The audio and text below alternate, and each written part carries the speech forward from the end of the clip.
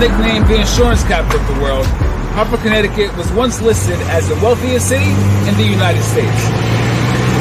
Conrad Hilton, American hotelier and founder of the Hotel Hilton's chain, once wrote, "Hartford, Connecticut was one of the greatest cities in America." Escaping brutality and lack of opportunity in the South, African Americans migrated to cities in the North, Hartford included. Upon arrival, they grew disillusioned by a new, more tolerable form of racism that would not only change Hartford but the state to a horse of a different color. Hello, my name is Anthony Brown, and the name of the documentary is A Horse of a Different Color. Over the past 70 years, Hartford has gone from one of the wealthiest cities to one of its poorest, so we felt that name resonated best. The north end of Hartford, aka the Northeast neighborhoods, is one of its hardest hit areas. I'll give you a number, 3.11. That's the square mile radius encompassing the Clay Arsenal, northeast and the Upper Albany neighborhoods, creating a ghetto of poverty affecting every facet of life for its residents. This area used to be a mecca for businesses and enterprises. So what happened? Hopefully this film will answer that question. What is Hartford's history of the past and its shame of the future? Well, Hartford's a great city. Hartford's a city that we know has been good to a lot of people. There's a lot of people who've come to Hartford for their first opportunity. And Hartford has been the capital city, and it has been good to a lot of people. We're going to have a capital region. Capital region in Hartford is made up of 29 towns, 1 million people, but the heart of the community is Hartford. Oh, mercy, mercy me. All things and what they used to be. No, no.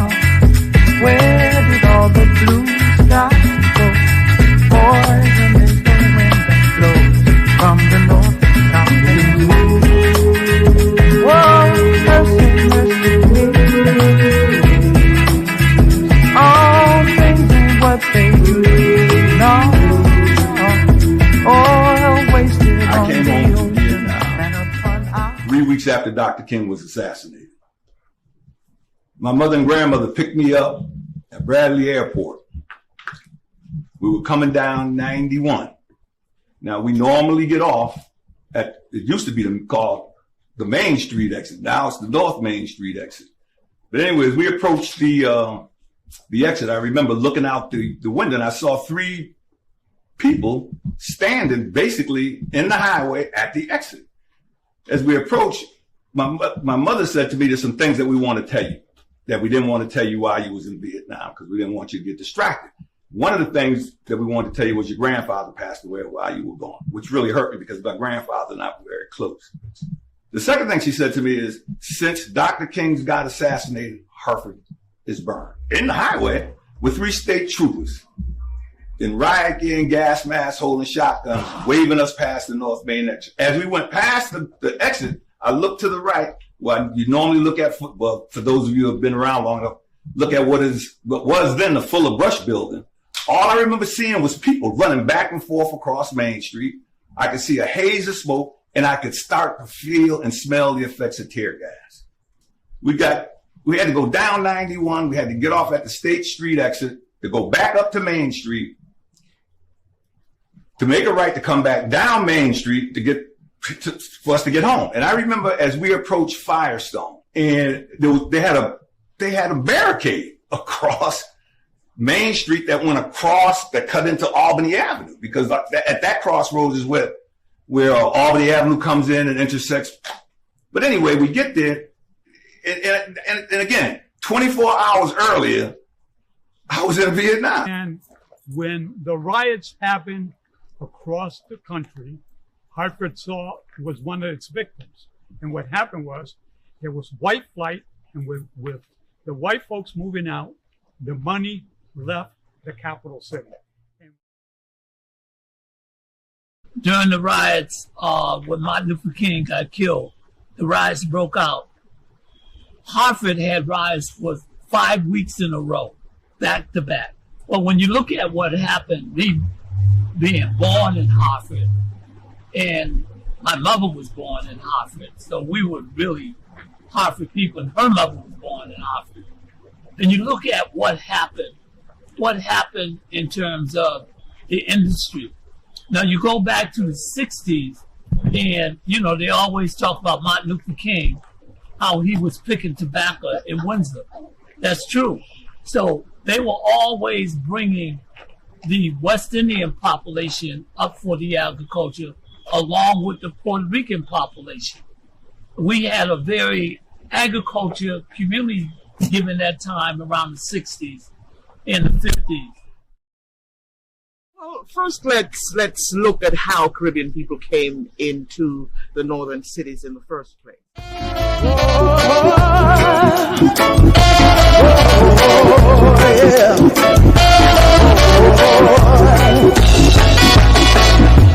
After all the clouds I can see cluttering your mind, in times of insecurity, it's an essence not to go blind. Sometimes you get weary of the trouble. My family's been here for over 100 years, but following the Second World War, we're talking about the 40s, Caribbean people came into the United States primarily through the South to work as farm workers. There was an agreement between the U.S. and Britain because the Caribbean islands at the time were still colonies of the United Kingdom, or what you know today as Great Britain. There was an agreement to have the United States contract with Britain to allow black people from the Caribbean to come as farm workers into the South. They did that. Following the end of their contracts, many of them were given the opportunity to come north. But before that occurred, black people from the Caribbean were regarded as and referred to as King George Negroes. Why were they called King George Negroes? Because they would not adhere to or comply with the Jim Crow laws of the South. They would not adhere to or comply with the discriminatory laws of the South. You know, blacks here, coloreds here, go to the back if you wish to, go to the bathroom, that kind of thing. They did not, the idea of being treated differently did not sit well with the black people coming from the Caribbean. So they would do things like burn the crops, destroy the vehicles, burn the buildings. And obviously the white farm owners and white people in the South were not about to tolerate that. So essentially what happened is they had to have an agreement between the British government and the government of the United States and the various states that they came into, like Florida, to not lynch the black people from the Caribbean.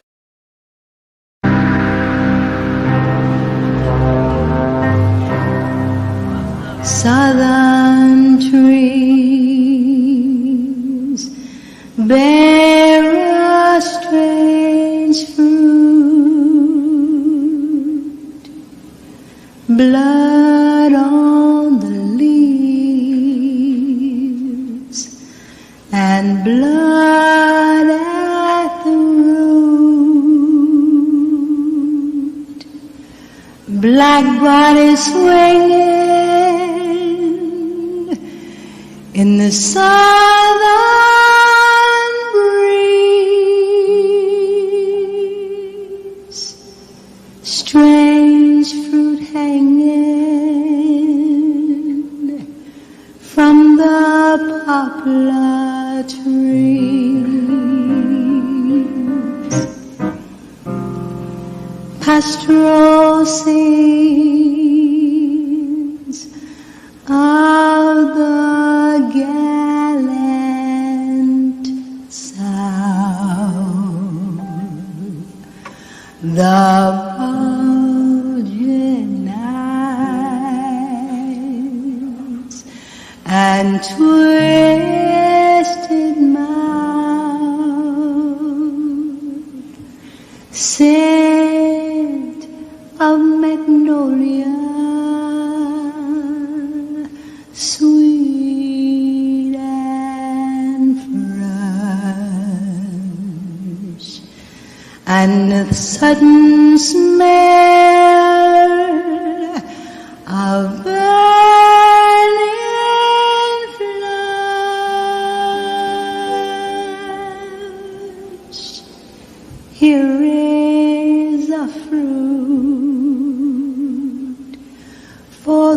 rose to pluck, for the rain to gather, for the wind to suck,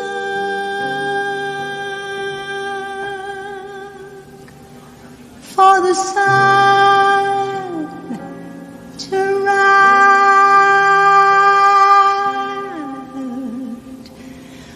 for the tree to dry.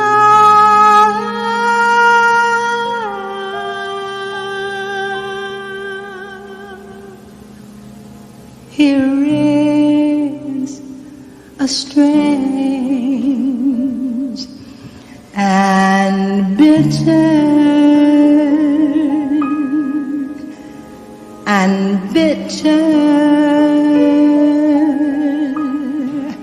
cry.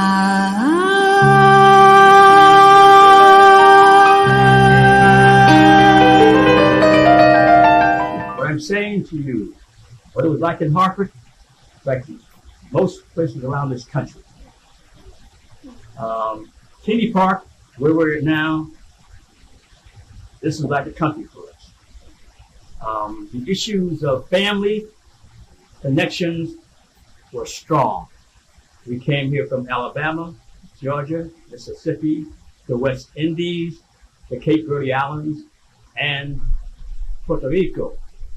What I'm saying is that it was tradition, family, strong family ties. What happened was, in my opinion, we cannot deny the fact in this country, race matters.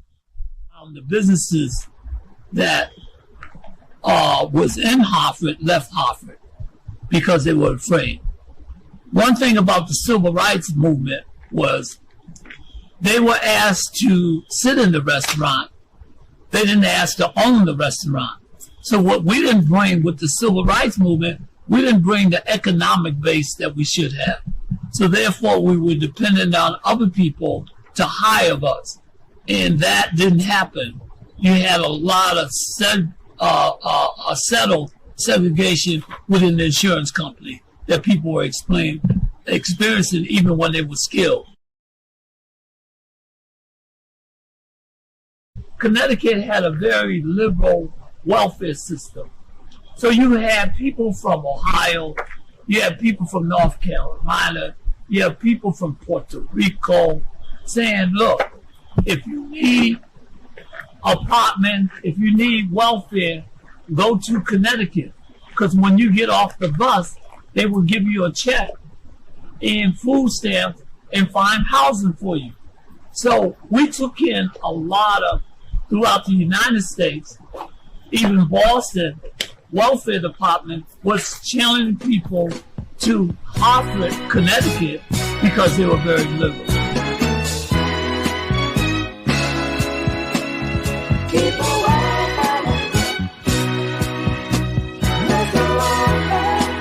They just keep on saying I'm a lazy woman, don't love my children, and I'm made to be unfit. I must divorce him, cut off my time. The segregation in Hartford is profound, and it was consciously created. There was no place for any immigrants as far back as the 1850s in Hartford. So they shoved them aside on the east side that would flood, that eventually became Constitution Plaza, and later up into the north end where they developed the public housing projects. So there is a long history in Hartford of pushing minorities out.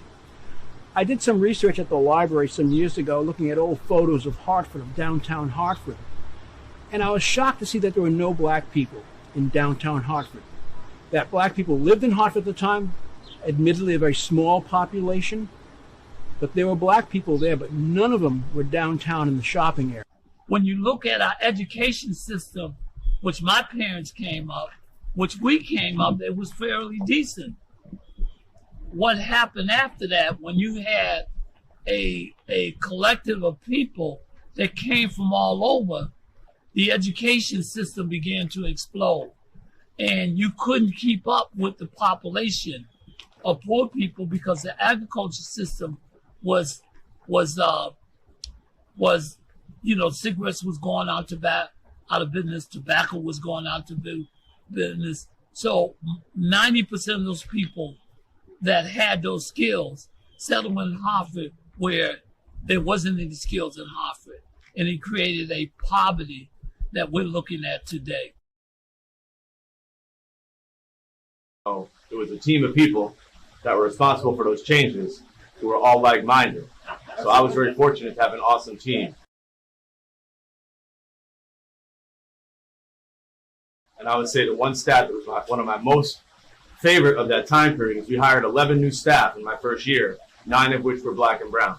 And I believe that was a key element in terms of making those changes at Weaver, because we hired people who understood the students, were from the neighborhood, had lived in the neighborhood, and were able to meet them at a level that many teachers prior to them couldn't. So that's another piece. Got to shout those people out. That's amazing. Yeah.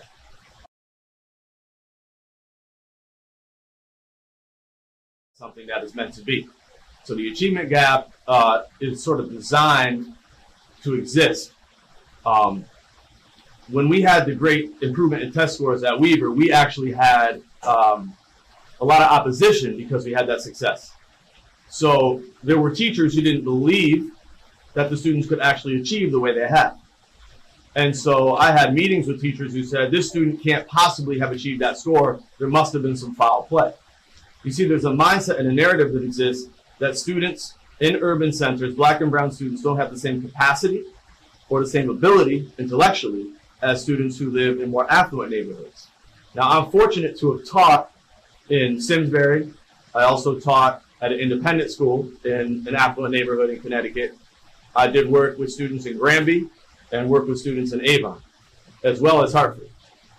When you look at intellectual capacity and ability to succeed and grit or effort, I find that the students in Hartford had equal or more of those things, those characteristics, than the students in the affluent neighborhoods. That's not a narrative you hear, but if that's the case, if that's true, then there's a reason that those highly intelligent and capable students are not achieving at the level they should. And if it's not the student or it's not the parent, then who is it? And so that's where I started to dive in when I was principal to what is really happening here. And you start to recognize that the testing is designed to show a gap, not fix it.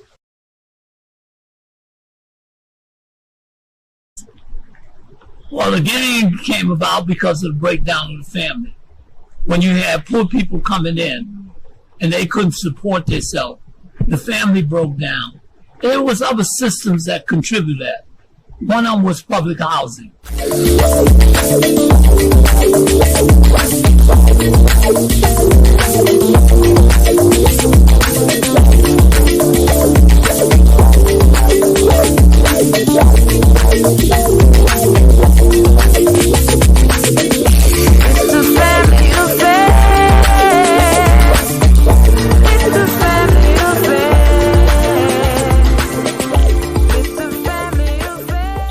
So the majority of housing stock in the city of Hartford is comprised of 1, 2, and 3 family homes of wood frame character. Some are what are referred to as perfect 6 tenements, usually brick with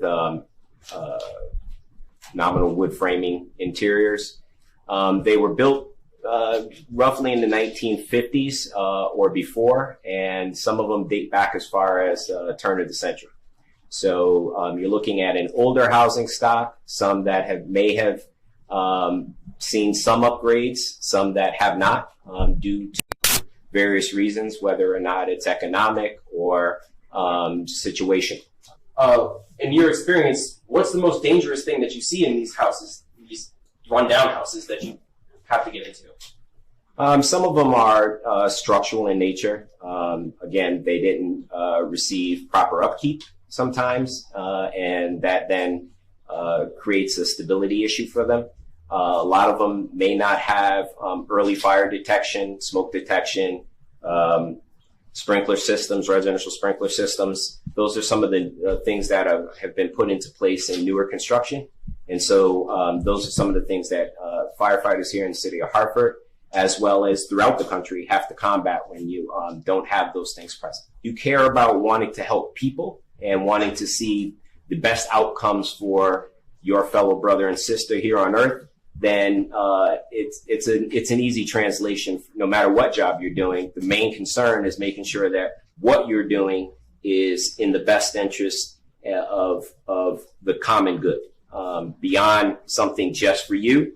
And even at times, there are sacrifices that you have to make in order to make that happen. So your current project that you're working on, Westbrook Village, Let me correct you for a second. It's now called Village at Park River. Okay, Village at Park River. Or formerly known as Westbrook Village. Formerly known as Westbrook Village. What drove you and the cloud company to pursue Westbrook Village? So for the cloud company, it's very close. We grew up there. Our family started there, and our founder and president CEO, Sanford Cloud, one of the older members of the family now, lived there. My father lived there. My grandmother lived there. Most of my aunts and uncles lived there at some point in time. And it was a stepping stone for our family. What it was designed for. It was designed for post-war housing, where GIs were returning from the war and needed somewhere to kind of restart or rebuild their families. And most of my uncles that served in the military set up homes there when they were brand new, as is my grandmother, my father, and so on and so forth. And they used it as a stepping stone to be able to build enough economic capacity to then go out and purchase single family homes throughout the city. When I was actually born on Garden Street. So what's the need for housing in Hartford? The need for housing in the city doesn't really change drastically as far as number, because the population hasn't really risen. It has actually trended downward over the last, I'll say, 35 years. But the one thing that has changed is the economic capacity of folks here in the city. And that has largely in part to do with the wage gap. And with that wage gap being existing the way that it is, there needs to be more affordable housing choices for people of all economic ranges. So that's why affordable housing, or what we like to refer to as workforce housing, is very important to this community as well as the state at large. So housing serves as kind of the foundation for all things in people's lives, right? So if you can start off with affordable housing as an option, then people's wages go a little bit further, right? So now they can potentially afford health insurance that they couldn't afford before if it's not offered through their employer. It provides them the ability to have their kids engage in other things outside of the school system that may not be applicable to those that can't afford those opportunities, exposure. It also affords them to put away money for savings so that they can start in a rental unit, let's say, and put some money aside and still afford to do all the other things that they need to do in life, but then eventually work their way up to home ownership. Public housing structure, when you didn't want the man in the house and he had to sneak in through the back door because of their policies, then you didn't have that extended family that we had when we grew up. You know, we had the masonries, we had, marching patrols, we had the kind of supportive services that were there. That left. And because of policies, once you hit a certain income, then you had to move out of Bellevue Square. You had to move out of Stowe Village. And what happened, those people that were holding it down, that were looking out for you, then no longer exist.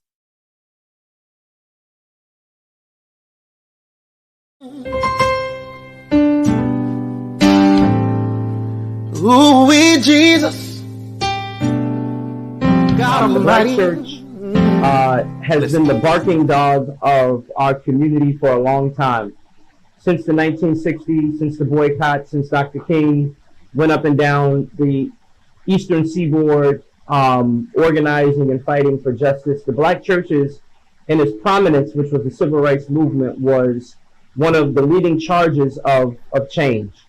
So the church has been fighting for the community for a long time. These are truly the days that are very scary times, and if you don't have hope or belief during this time, this can be very scary. But for believers during this time, there is a hope. There is a meaning to all this. And for those who, I've seen more people call me looking to get baptized and find Jesus during this COVID-19 than I've ever seen before. These don't necessarily support churches, but churches do more for cities than cities do for churches.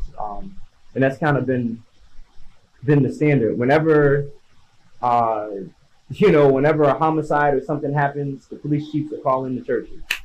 Whenever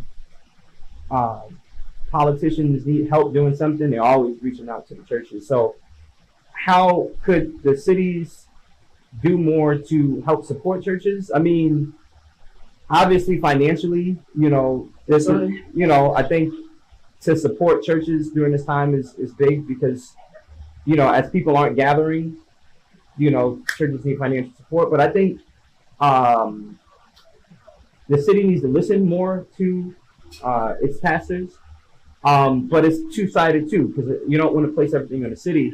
Black pastors have to find a way to organize themselves to have a collective voice, so cities respond better, right? But I think on the flip side, cities need to do a better, job listening to its constituents and the people that they're supposed to serve. It's a weird thing going in meetings with politicians where, just this past week I had a meeting with a few politicians, won't even name them, but they already come to the table with a plan. And we appreciate the fact that we elected you to do that, but we also elected you to listen too. We didn't, we didn't elect you to, to come up with your own plan, right? With your delegation or with your people, right? But we expect that you are at a place where you can listen and respond and have a bridge so we can help you. The fight at the Capitol and the fight in these spaces are hard when you don't have people up there organizing around it. So our delegations that represent us have to find a better way to listen to us so we can be a part of the conversation and help push whatever it is, if we agree on, help push what it is. So I think that just cities just need to listen to its pastors and listen to its black leadership during this time. All right. Well, Pastor Johnson, I thank you for your time on this afternoon. Appreciate your knowledge and wisdom that you've given to us today.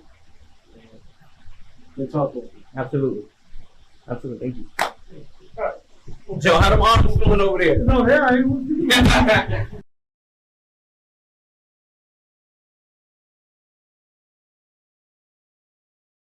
I've worked across the U.S. and also in Africa and in the Caribbean.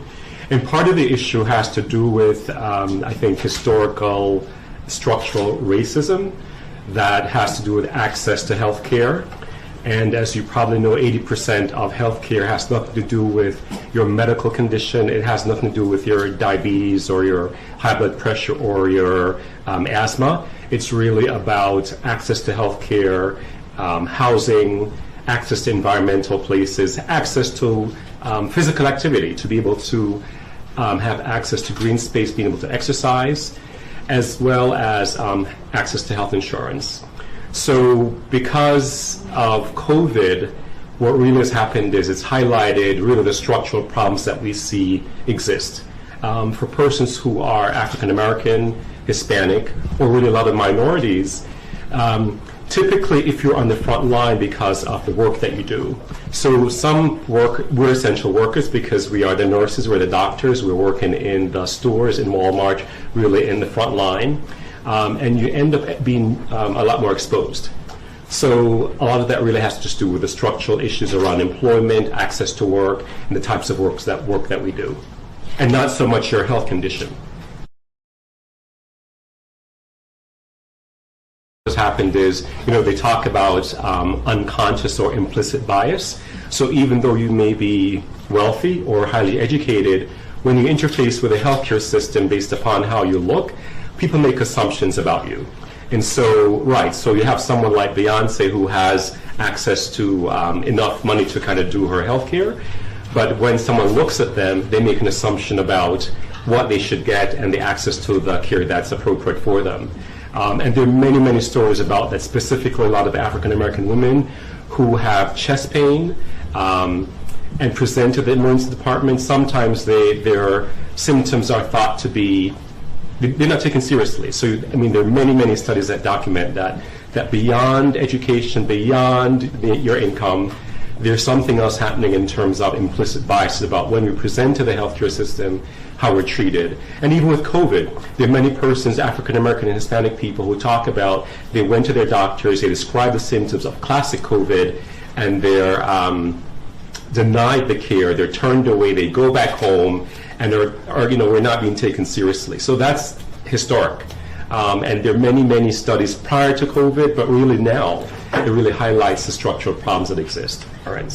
So if you don't have access to health care, typically what happens is, for young people, you're dependent upon your parents, your grandparents. So if they're being ill, they can't work, their work is limited, and then it's like a triple effect, because it's education, then it's employment, access to housing. It just ripples from there, really. I think the good thing about COVID, if there's anything good about COVID, is that it's really has exposed the issue for us. And the only way things change is if people really rise up, they protest, and they are constantly active, and they really talk to their legislators, because the way things change is really through legislation. In Hartford, we have had a great deal of what we consider to be environmental injustice, environmental racism, and that we've had environmentally risky facilities sited or located in our communities, starting with the North Hartford landfill over there on 91 near Jennings Road at exit 33. The Hartford City Council was in a position where they actually said that they could not work with the residents to shut down that landfill because they had signed a contract with the operator of the landfill not to ever go against them in the event of an environmental suit. I said, I'm going to get on council and change that. You're not going to do that to the people who elect people to represent them. And going across town to the trash incinerator. Now, a lot of this has caused us a lot of health problems in terms of people that are living near these facilities are living in a densely populated area. It tends to be mostly blacks and Latinos that live in these areas where these facilities are sited or located. And it has to do with us having the impact of, if it's the 300 trucks that come in every day, 300 to 400 trucks that come in every day to bring in garbage from 70 towns, almost half of the state of Connecticut, to burn in Hartford, to the incineration of the garbage that also destroys our lungs. And then we're talking about COVID-19. We wonder why we're having a higher rate of death, because we have a more compromised lung system across the board because of the high amount of garbage that's being burned in our city, the high amount of toxins and poisons that is being expelled into our air. So, when we talk about COVID-19, that's just the tip of the iceberg. We are already sick as a community. We have lost many days from school with children who have asthma.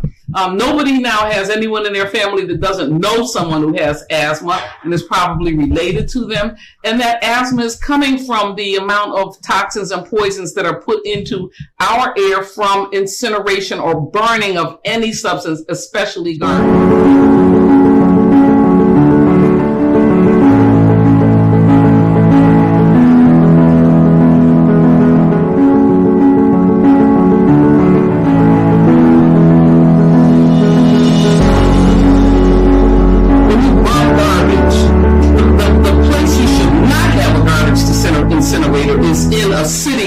A lot of people, okay? Okay, so based on, they did something called a study called Toxic Waste and Race. And they did this study through the United Church of Christ many years ago. And no matter where you live, if you are Black or Latino, you are more likely to live in a place where there are environmentally risky facilities that impact your health. When we first realized that there was a problem in Hartford, I lived in North Hartford, and there was a friend of mine who lived on Sunset Street, and she started a group called Survivors on Sunset. And we talked a little bit. Her name is Helen Nixon. And every Black man on Sunset Street was dead from cancer except 2. So that's where I got my first case of post-traumatic stress disorder, PTSD.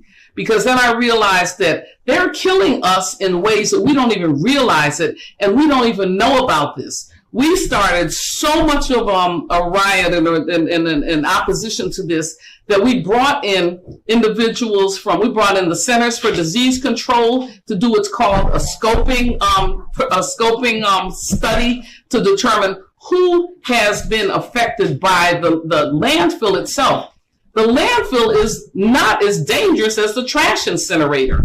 So in North Hartford, we now have a mountain that started out as a hole in the ground where they burned garbage, but they kept bringing in garbage from half the towns in Connecticut. And at the time when I first started, they brought in garbage from New York City. So we were fighting to keep Fresh Kills landfill open in New York so that they would not be bringing their garbage into Hartford. And guess what? We won that fight. And guess where all the body parts from 911 ended up was in Fresh Kills landfill. If we had not fought that fight, it would have been, those body parts would have been in Hartford, in the North Hartford landfill. Don't trouble the word. Don't get along. Why don't you let it? Still water runs deep.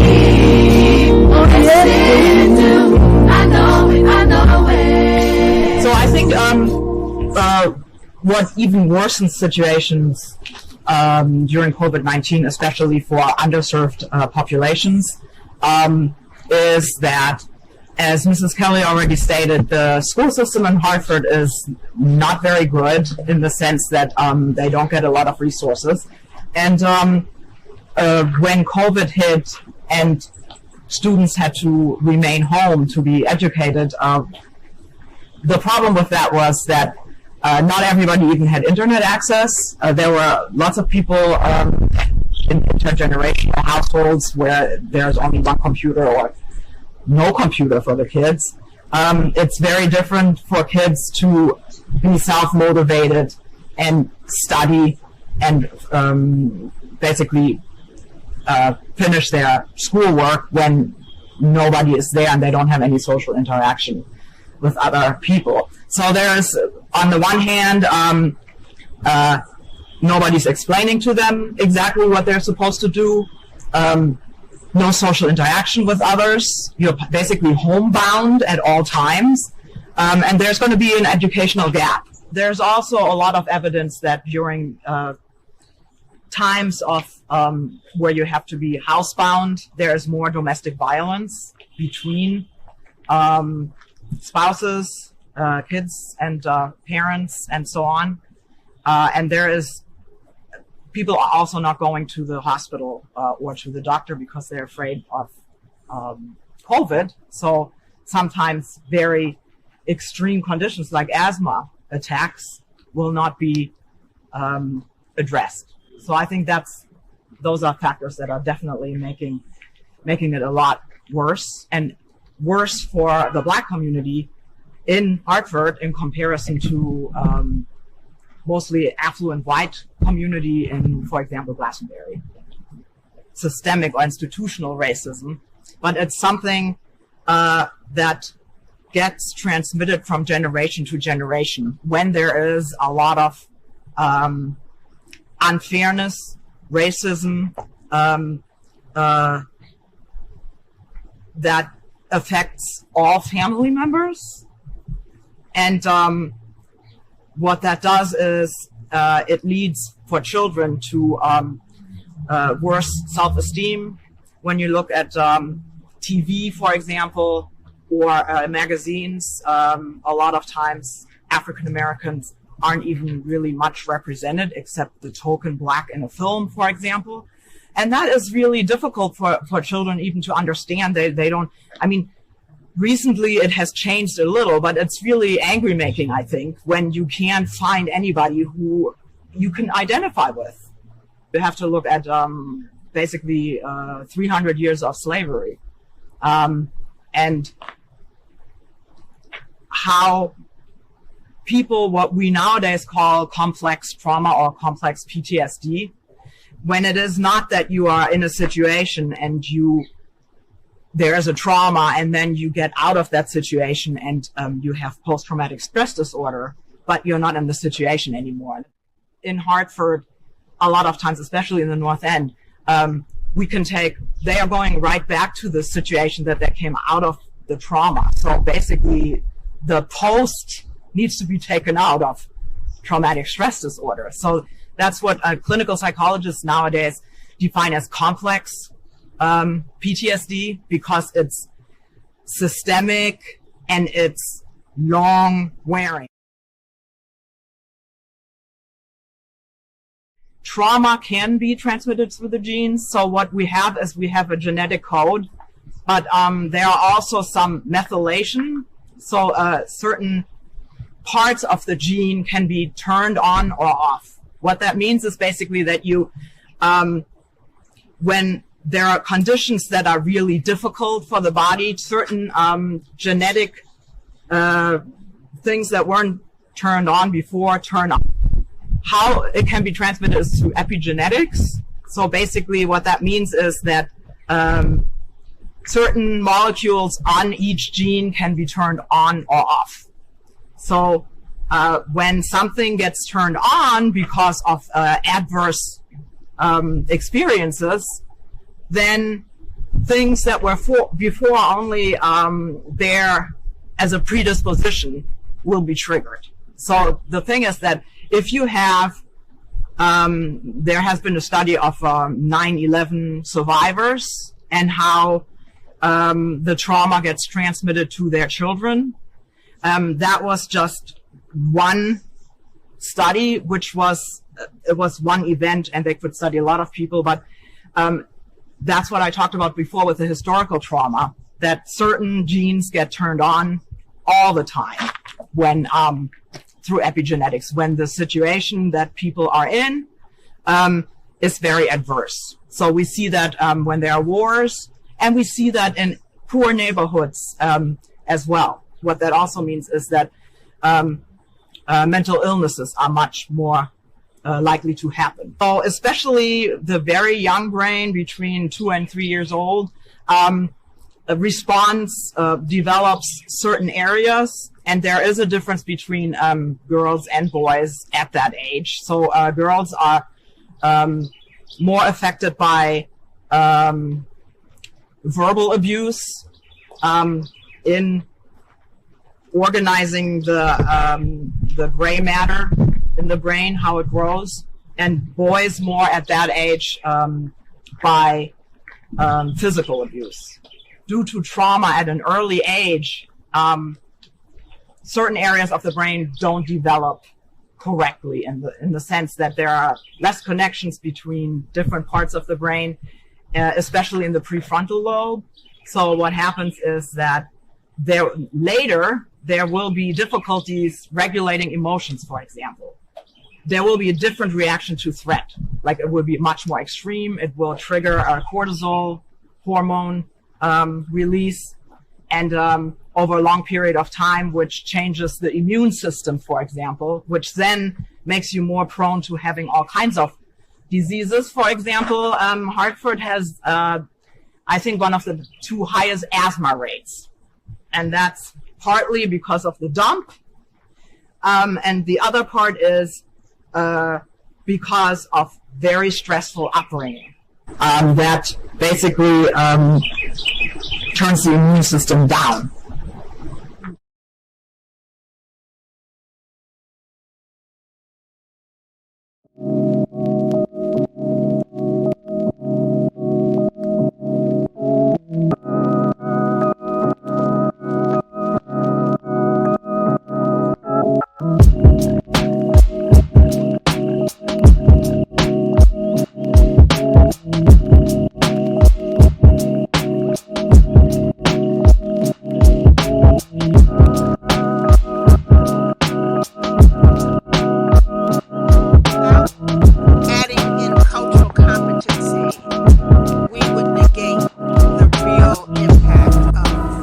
equine therapy. 36 years ago when we got started, it was clear from a woman's perspective, because we started off as a women's organization, that the horses played an important part in our sanity. We didn't understand the science then. I think the science was just beginning to emerge and having some credibility. The science of equine-assisted therapy, psychotherapy. But we understood that there was something that kept us sane, if you will. As we turned the organization into a youth organization, it was even clearer how horses impacted youth. Now, I emphasize cultural competency because when we began, it wasn't much credence that was given to the fact that African American and Latino children were now on horses. I remember hearing conversations over and over. What's the sense of having little black kids trot around on horses? Well, it wasn't necessarily the trotting around on horses. It was the impact that they were getting from the horses. One of the things to be noted here is that children living in the inner city, particularly African American and Latino children, often face a tremendous amount of trauma. Oftentimes, your inner city have a good deal of crime. You find an extreme amount of poverty, unemployment. In this neighborhood alone, this particular section of Hartford, Connecticut, it's a food desert. There's no place to get fresh fruits and vegetables. So food sustainability is a large issue. The educational system, predominantly across the country in the urban centers, isn't that great. So all of this is being impacted on youth. And trauma affects everything.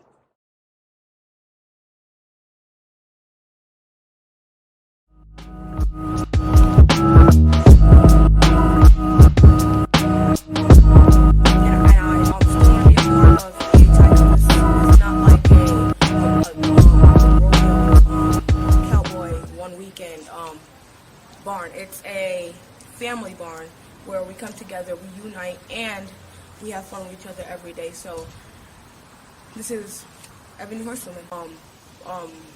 We're using horses, and it's like a therapeutic lesson. Sometimes we can just sit and groom them all day, because it's not really about riding. It's really about bonding with the horses, and the way you're bonding with them is like to make them. It's like you're feeling how to connect with people, and horses are not just for looking pretty. They're also helping you in your mind, because some people have